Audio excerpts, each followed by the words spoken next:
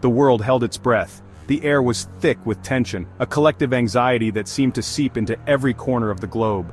People gathered around their television sets, eyes glued to the screens, waiting for the next piece of news that could change everything. Vladimir Putin, a steely glint in his eye, addressed the world. His presence was commanding, his voice unwavering. He stood at the podium, a figure of authority and power, and the world listened. His words, measured and chilling, sent a shiver down the spines of leaders across the globe. The room fell silent as he spoke, each sentence carefully crafted to convey both strength and menace. The gravity of his message was unmistakable. He spoke of the Ornik, a missile like no other. Its name alone evoked a sense of dread, a harbinger of potential catastrophe. The Ornik was not just a weapon, it was a symbol of a new era of warfare, a weapon capable of unimaginable destruction. The images of its power were seared into the minds of those watching. The thought of its potential use was enough to cause sleepless nights for many. A weapon, he claimed, that could pierce any defense, rendering Western technology obsolete. The implications were staggering.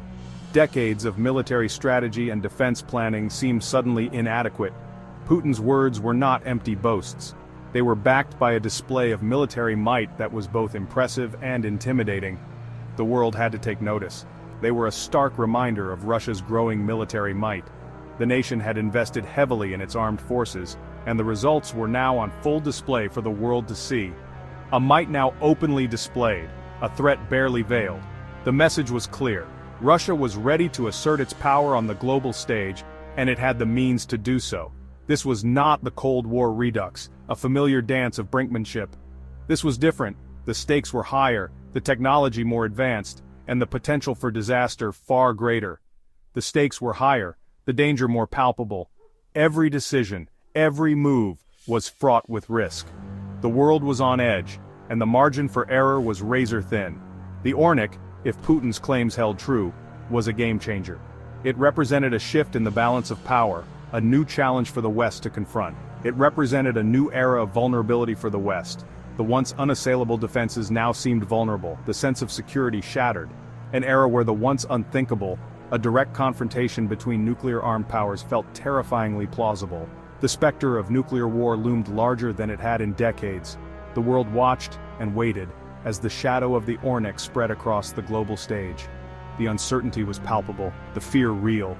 The future was unclear, and the world could only hope for a resolution that would avoid the worst. The Ornik was just the tip of the spear, a harbinger of a new era of military might and technological prowess. Russia's arsenal, once shrouded in secrecy, was now being paraded with a renewed sense of pride and a chilling sense of purpose. The world watched as these weapons, symbols of a bygone era, were unveiled, each one more formidable than the last. The RS-20 Fuda, a behemoth capable of carrying multiple warheads, stood as a grim testament to Russia's destructive power and its unyielding resolve. This missile, with its imposing size and devastating potential, was a clear message to the world. Russia was not to be underestimated.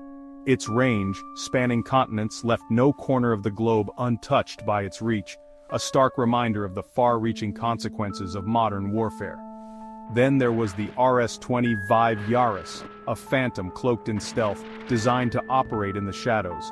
This mobile missile, designed to evade even the most sophisticated tracking systems, was a nightmare for defense strategists, a ghost that could strike without warning. Its very existence challenged the West's ability to detect, let alone intercept, a Russian attack, pushing the boundaries of modern defense systems to their limits. The Yaris's stealth capabilities rendered traditional radar systems almost obsolete, forcing a re-evaluation of defensive strategies and technologies. The RS-12M Topol M, a road-mobile intercontinental ballistic missile, added another layer of complexity to the equation, a moving target that was hard to pin down. Its mobility made it a difficult target to track, constantly shifting locations to avoid detection and interception. The Topol M's ability to move through varied terrains, from dense forests to open roads, made it a versatile and elusive threat, while its range and accuracy solidified Russia's second strike capability, ensuring that even in the event of an initial attack, a devastating response could be launched. These weapons, each with their unique capabilities, formed a complex web of deterrence, a new Cold War fought not with soldiers, but with technology and strategy. As nations grappled with this new reality, the balance of power shifted, and the world stood on the brink of a new era of geopolitical tension. The weapons of this new Cold War were not just tools of destruction but symbols of a nation's strength and resolve, a reminder that in the game of global dominance the stakes were higher than ever. But this was more than just a display of military hardware. Putin's gambit was part of a larger, more intricate game. He was testing the West's resolve, probing for weaknesses, and seeking to redraw the lines of global power. The annexation of Crimea, the ongoing conflict in eastern Ukraine, the relentless cyber attacks on Western institutions, all were pieces on Putin's chessboard. Each move carefully calculated to undermine Western unity, sow discord among allies, and expand Russia's sphere of influence. Putin understood the power of fear. He knew that the specter of nuclear war, however remote, could paralyze Western governments and erode public support for a strong response. He was betting that the West, faced with the unthinkable, would blink first. Was Putin truly willing to risk it all? The world watched with bated breath, wondering if the Russian leader would cross the ultimate line.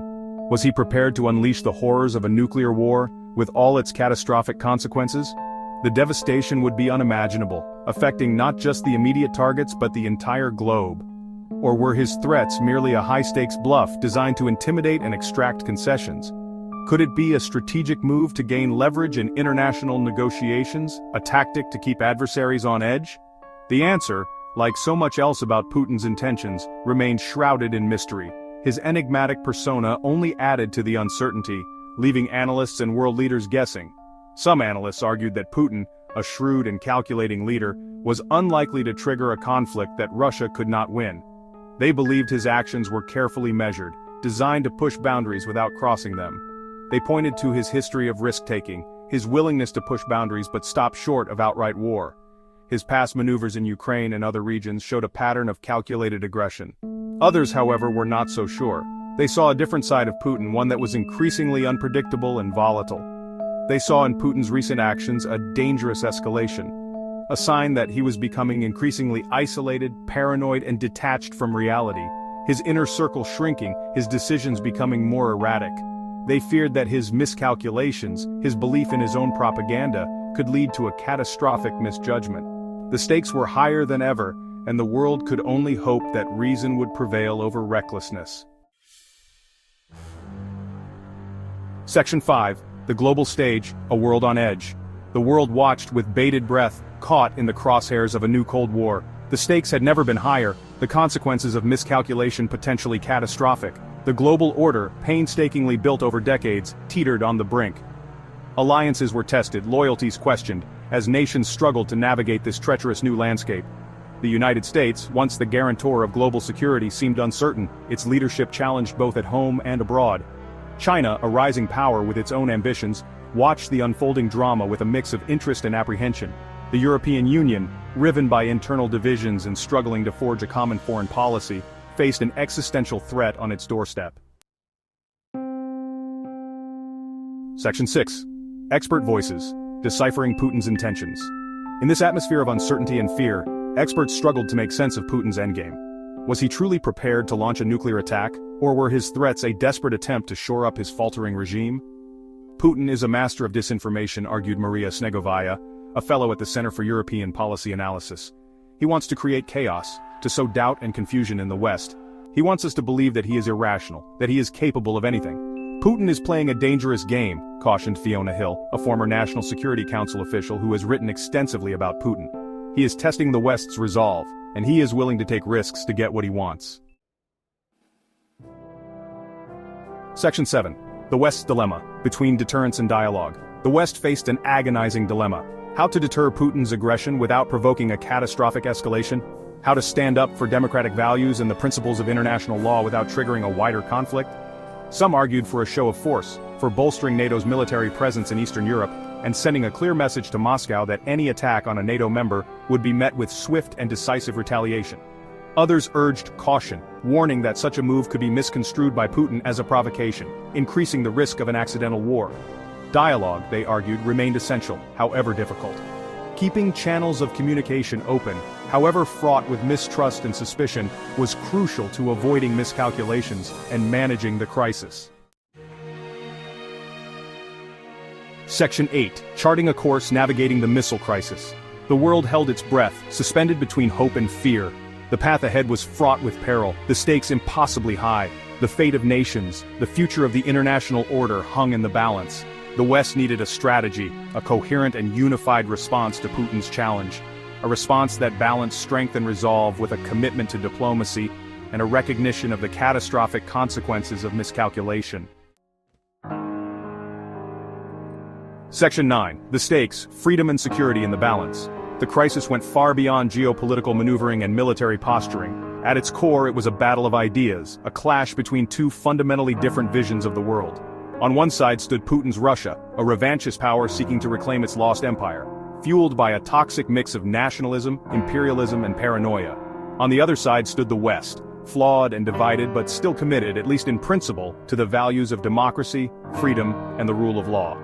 The outcome of this struggle would shape the 21st century and beyond. The stakes could not be higher.